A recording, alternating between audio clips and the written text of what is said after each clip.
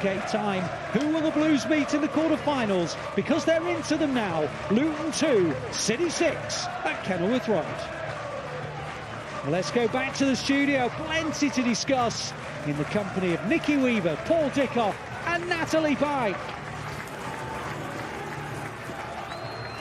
Welcome back to Matchday Live, where City have sealed their spot in the quarter-finals. The draw will take place for the quarter-finals of the FA Cup tomorrow night, 7 p.m. UK time.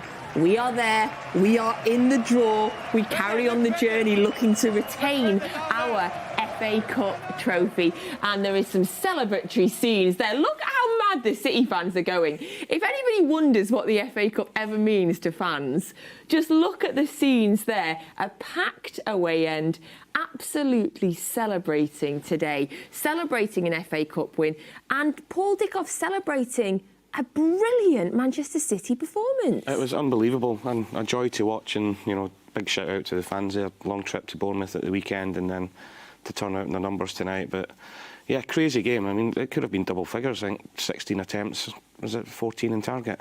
So yeah, great performance. And just before we came on air there, me and Nicky had to try and remember who the goal scorers were and what the goals were. There was that much happened in the game. And you've got to give Luton a bit of credit as well. They made it an unbelievable game. The amount of times we see teams turn up against City and sit back, and it's really boring to watch sometimes, but they did a right good go. But we said at the very start, the quality Man City have got will show through. Well, there was 4 Erling Haaland goals that were assisted 4 times by Kevin De Bruyne. So that's easy to remember, but then I started to forget which goal was which and which I had to write everything down. 6 goals this evening, Nicky. We just really looked back to our frightening best.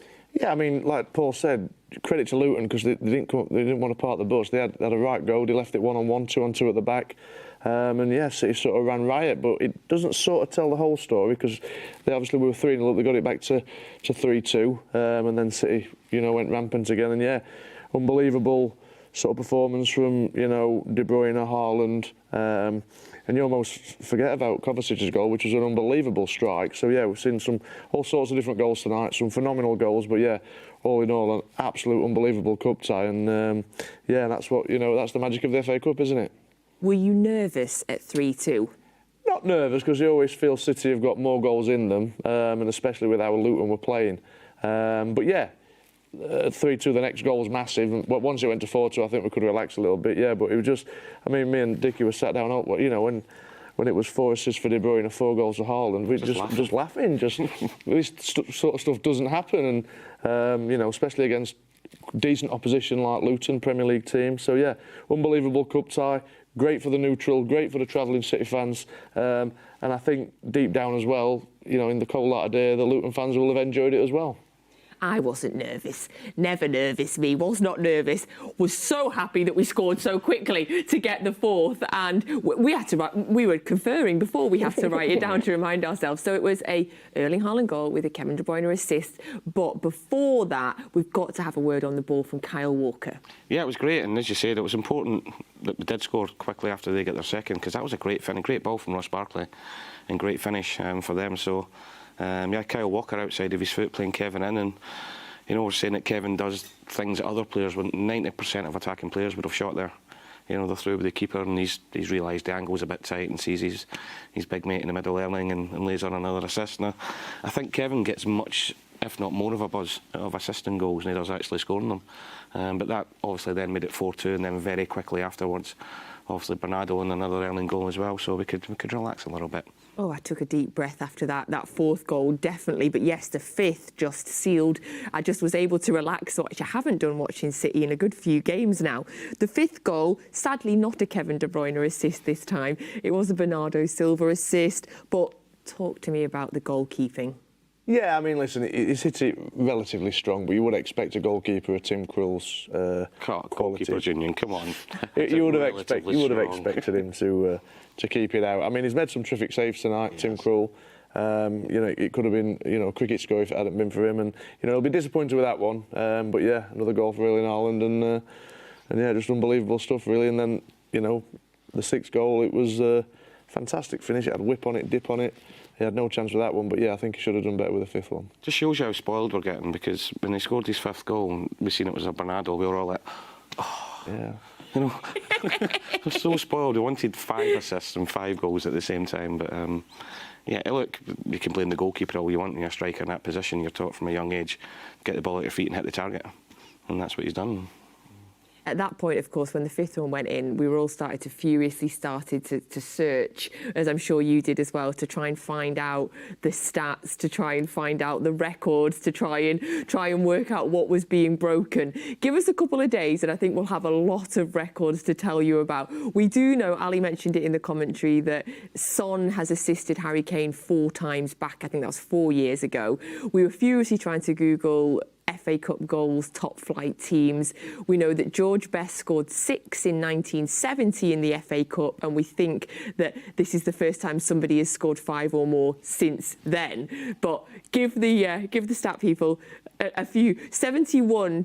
So there'll be loads of stats that come out between now and the next game, I'm sure, because we were fusy. There'll be records that have been broken. He loves to break a record. The 6th goal, though, we should mention that it wasn't Erling Haaland. Somebody else got on the score sheet for City. As you said, Nicky, great finish by Kovacic. What I love about it is the fact that I think he's gone as a bit under the radar at points in the season, and this is a nice recognition. Yeah, fantastic goal. He's a player that I think players who play with him really appreciate, because he does a lot of the simple things really well.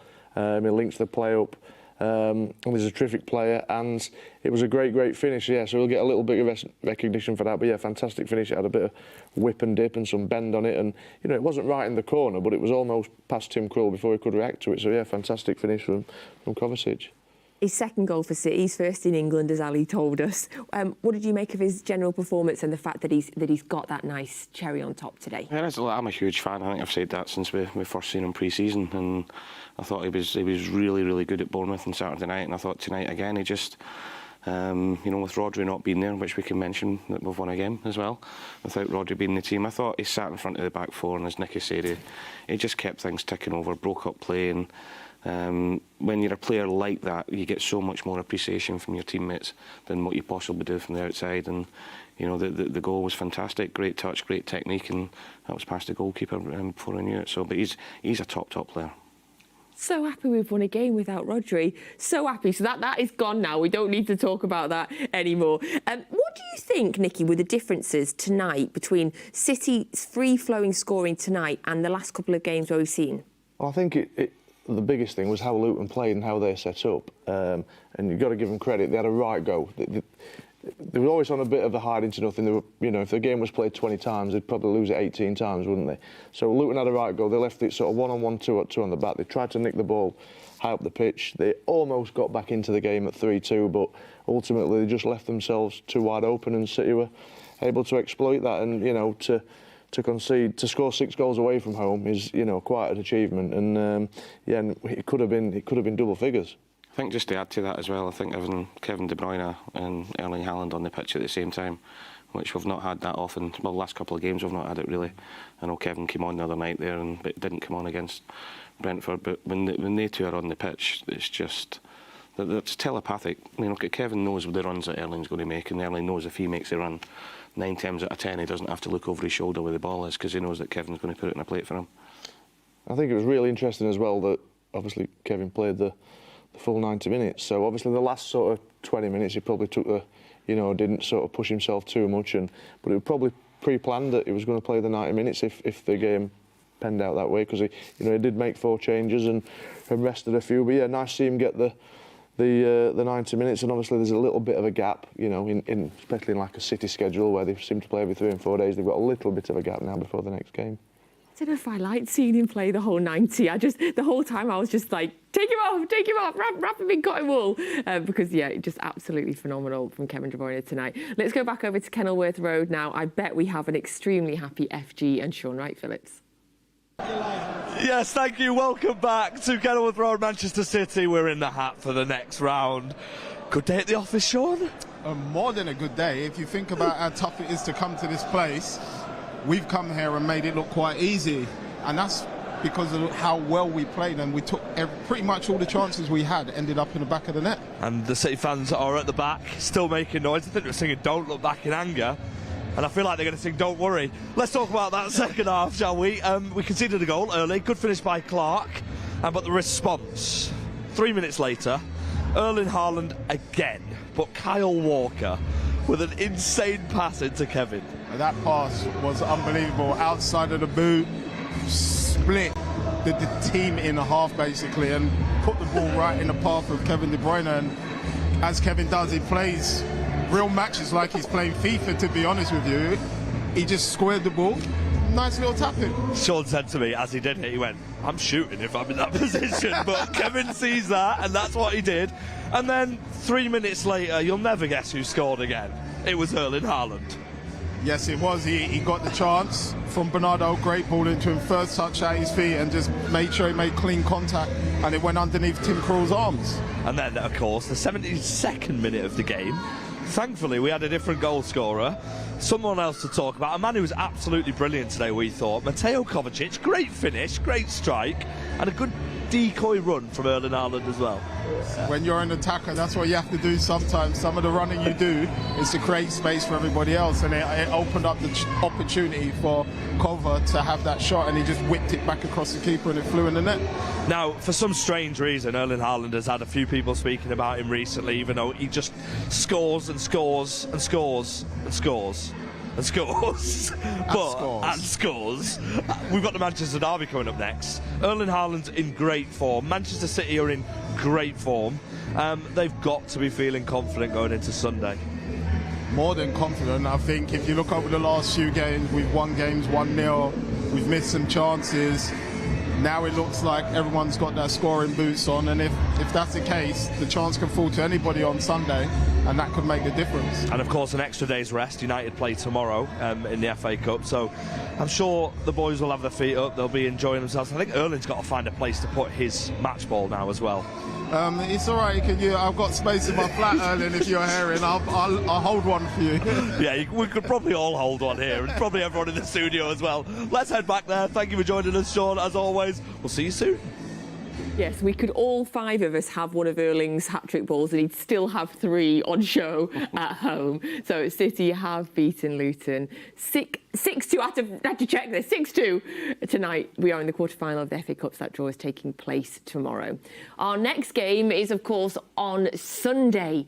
It is the Manchester Derby, as we will welcome Manchester United here to the Etihad Stadium. 3:30 kickoff. As always, Matchday Live will be with you. Kel will be with you, and he is alongside Keith Curl and somebody else as well, whose name and Richard Dunn. It's Richard Dunn, Keith Curl and Kel with you on Sunday.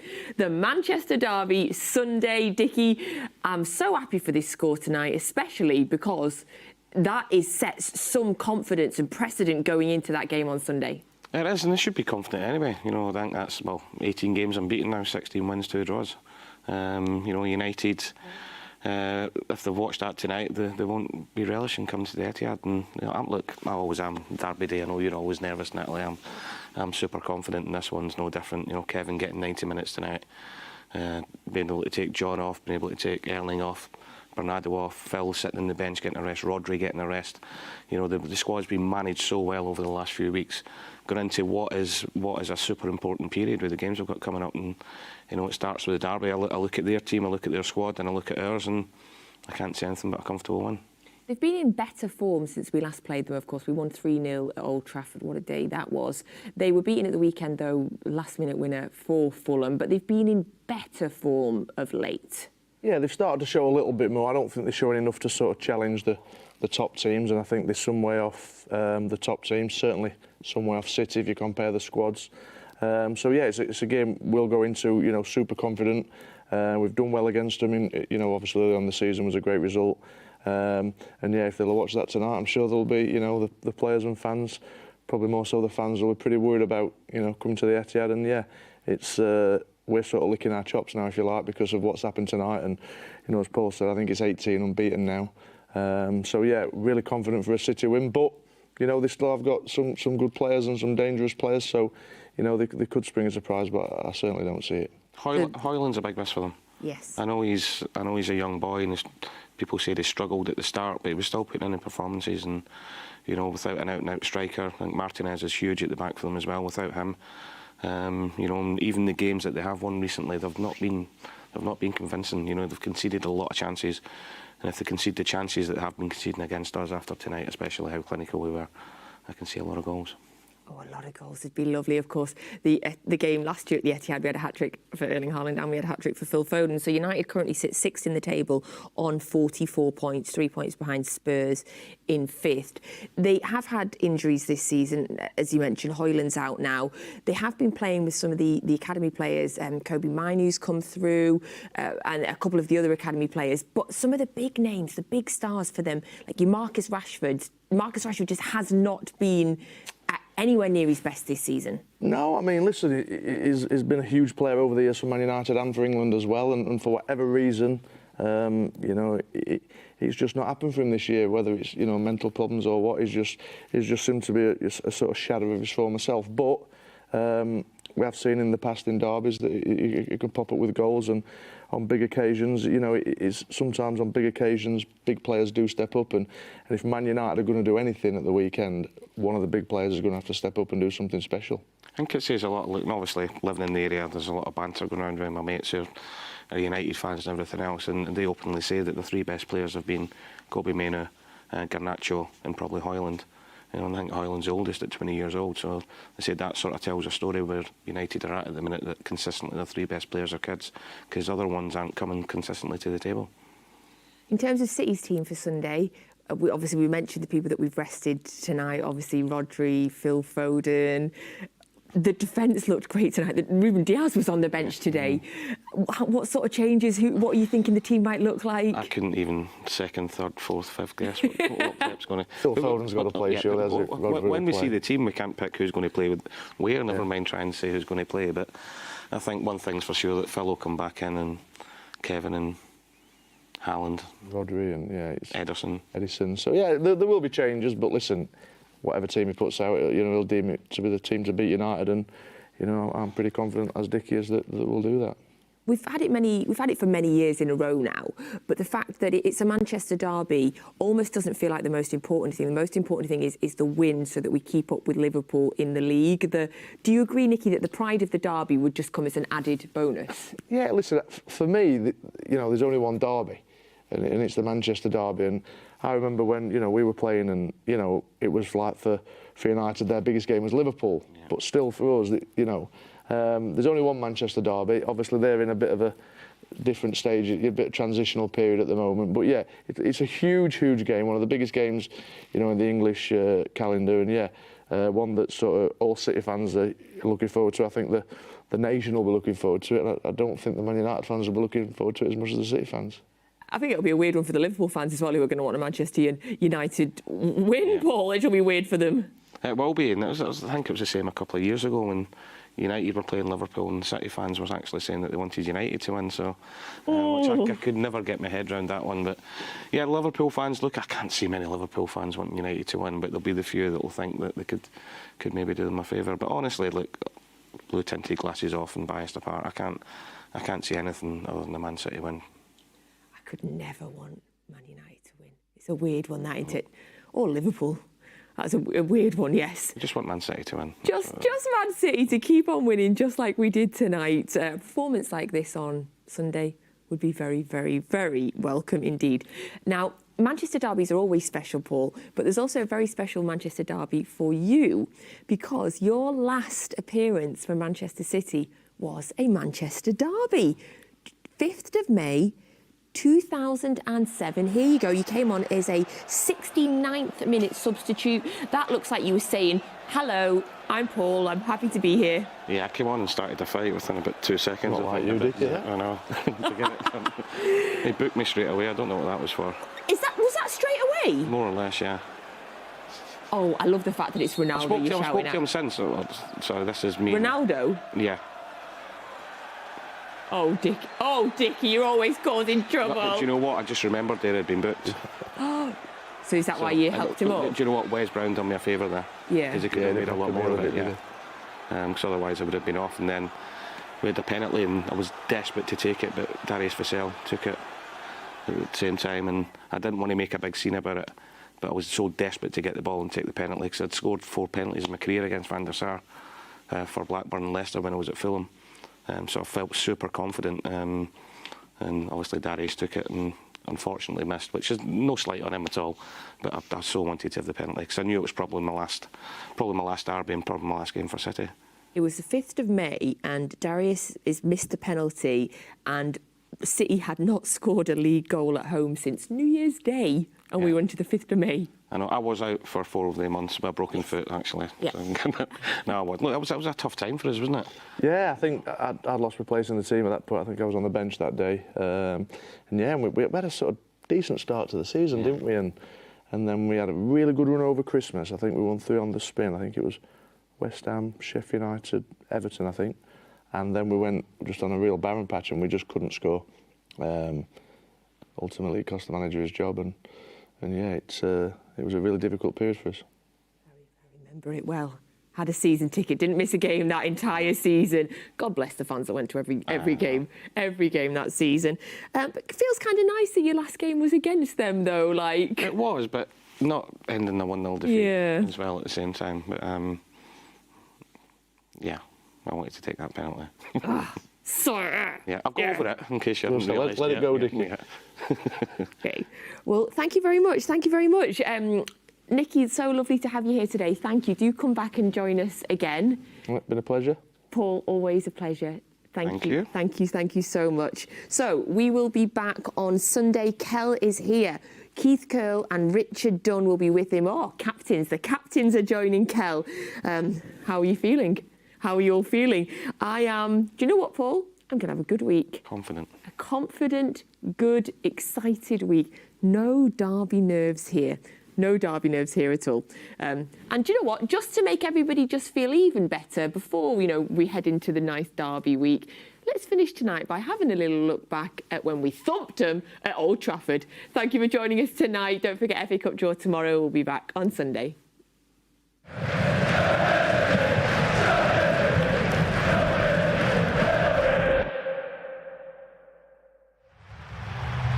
And so, for the 191st time, City meet United in one of the oldest local derbies. Out it goes wide to Walker. Walker back towards Foden. Foden and Haaland, and it's off the line and then scrambled away. How did that not go in? It looked as though it had to. Cross comes in. There's a bit of a mess in the area. There's a claim of a foul by Rodri, pleading for VAR to have a look at it. Yeah, he's given it. He's given it. I think there was so many people singing Kino, I don't know why. Used it as motivation and gave them a good celebration.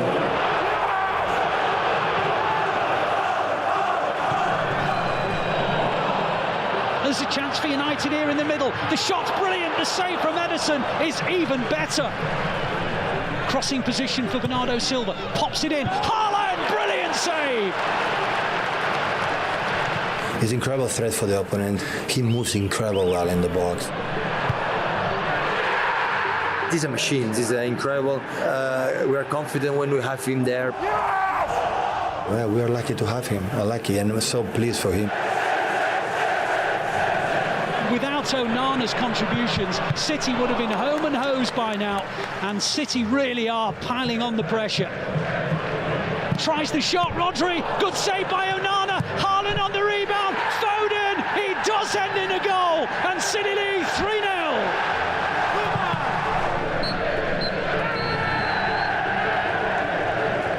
Always have a good feeling here.